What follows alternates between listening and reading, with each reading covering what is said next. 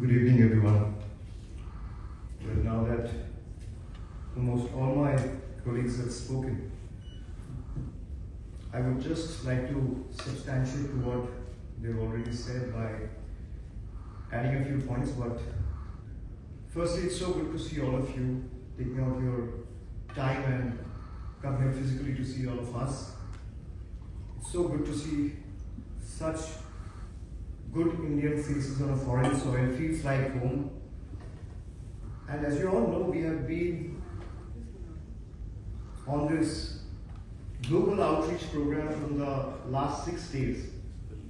We have been to 2 other countries before coming to Singapore. Tomorrow we leave for Indonesia, then we go to Malaysia. Well, like Aparajita ji has said, all of you are the true ambassadors of this great nation. I think we all need to know that our strength is our unity in diversity. You look at I was just wondering, I came out when I walked in, I got into the stage and was seeing everyone's attire. You have a Kerala wearing a kurta pajama and you have a Bengali and a Bihari wearing a suit.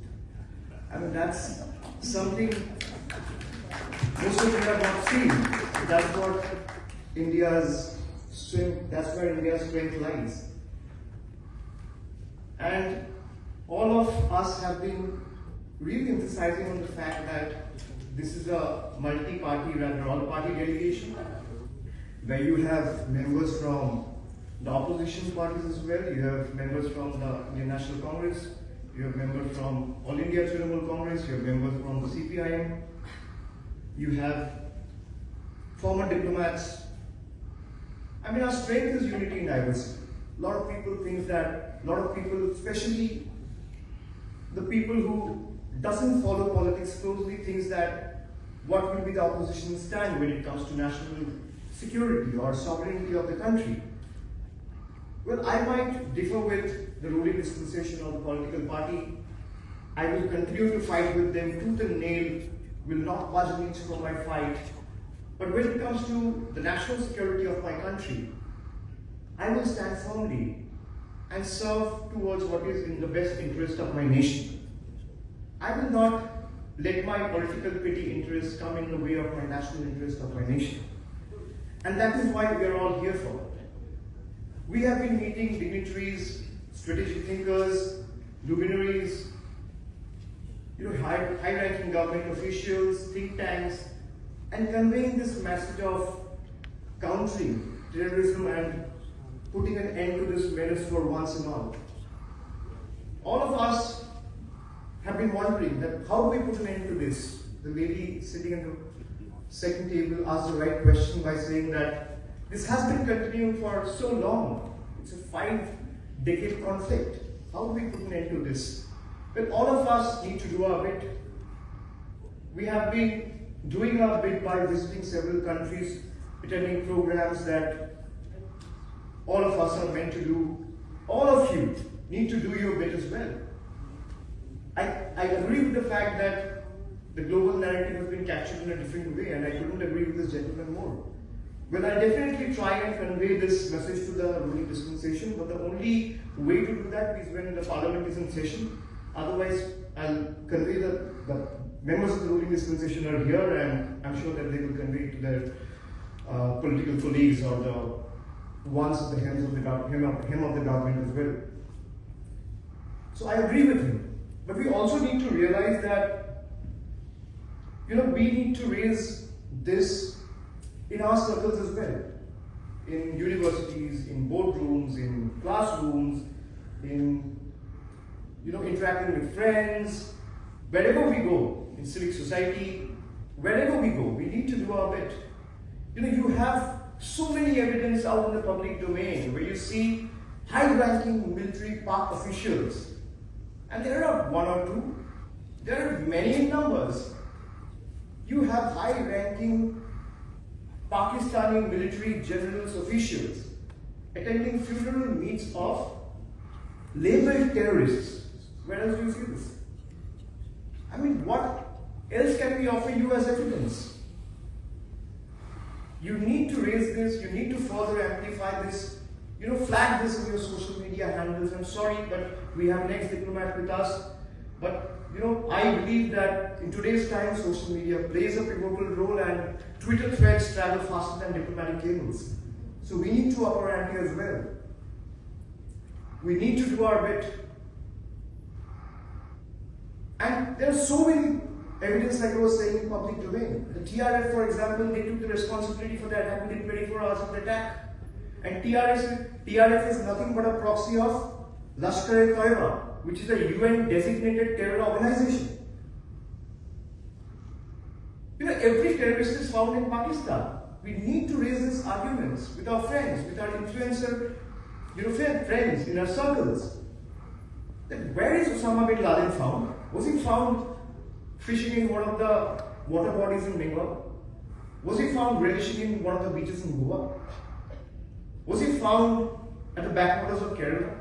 He was found in Abbottabad. Where is Abbottabad? Who is Tahul Rana? Who is Ajmal Prasad? Who is Hafiz Said? Where did they belong from? Pakistan has been nurturing, harboring, shielding, protecting terrorists. Time and again, they've carried out these terror attacks. And I'm the only person, rather, there might be a lot of people from the opposition, but to my knowledge, I may be wrong.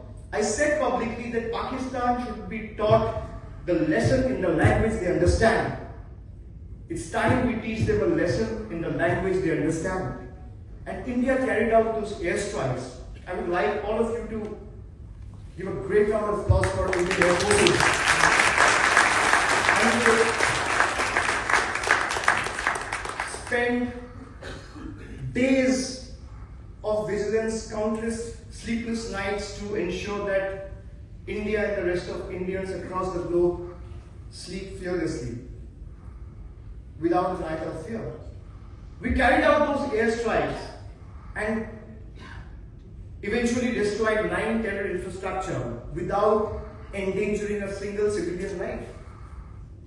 This is India, firm in resolve, yet honorable in action. And look at Pakistan. Pakistan is that parent, I was thinking in my mind, when we were kids, we have all these friends where you have supportive parents, where the parents will come up and say, oh, my kid is an angel. He will not do anything. Even if you see that kid sitting in broad daylight and doing something wrong, the parent will still come up and say, oh, my kid is an angel. Pakistan is that parent. He thinks Tahul Rana is an angel. He thinks Osama bin Laden is an angel. Oh, he's my little boy. So we need to understand that we also need to do our bit. And we should also, when we go back to our country, we also meet a lot of people. We should also make it a point, and I thank all of you for embracing Indianness more than Indians living in the country. I think Indians abroad or living in foreign soil embraces India's culture, India's rich legacy, heritage more than any Indian living in Indian soil. So I want all of you, when you go back to the country, like one of my friends was mentioning that we should include Pakistan in the textbooks to, inflict this in the next generation's mind that Pakistan is a terror. We don't need to, sir. Why do we give so much importance? Pakistan is a labeled country which has supported terrorist and terror organization, and we have been saying this on record, that any country, if it stays neutral, staying neutral is an inadvertent act of supporting terror. So it's time everyone need to rise high on the moral ground. We don't need to teach this to our children. We have not even started a war. A lot of people are calling it a war. It's a conflict. India has not even started a war. We have only carried out airstrikes by neutralizing those terror infrastructure. We have done it in 2019.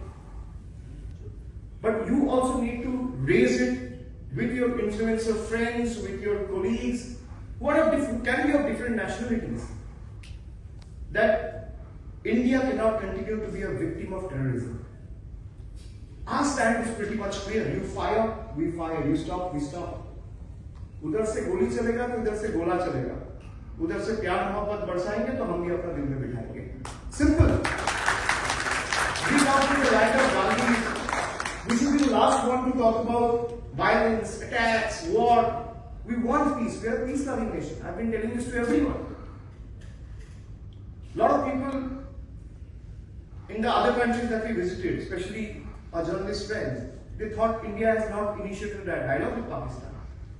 India has been talking with Pakistan there have been changes in government, there have been changes in Prime Minister, President, but one thing remained constant is the conflict with Pakistan. Because they will never change. So a lot of people think that we have not engaged with Pakistan in a dialogue. In 2016, when the airstrikes were carried out, when the terror attacks were carried out in Pathankot and Uri, Pakistan wanted to call for a joint investigation. India honored that commitment by going forward and starting a joint investigation. We gave all the intelligence inputs that we had to the Pakistan counterparts. We gave call data records, we gave voice samples, we gave all the evidence that we had. But Pakistan failed to act. When you give Pakistan the right to joint investigate, it's like giving a thief the right to investigate his own robbery or a heist which he only has committed. And that's not going to work. So I will urge all of you to make sure that India's voice is heard. We have no place for terror, neither for terror in our land, or neither do we have any place for terror in our minds. And India is not alone in this fight. All of you are here as India's ambassadors carrying the mantra or message of Vasudhaiva Kutumbakam. We have embraced everyone. That's what we are. If unity and diversity is our strength, we are strong in adversity as well. And I would like all of you, not just for the next 15 days, 20 days or 1 month, do it every day. Do it every day. Whatever you said to us, do it every day till the time Pakistan stops and understands the power and might, the vigor and wits of 140 crore Indians. Thank you very much. Download করুন এই সময় app iOS ও অ্যান্ড্রয়েডের জন্য।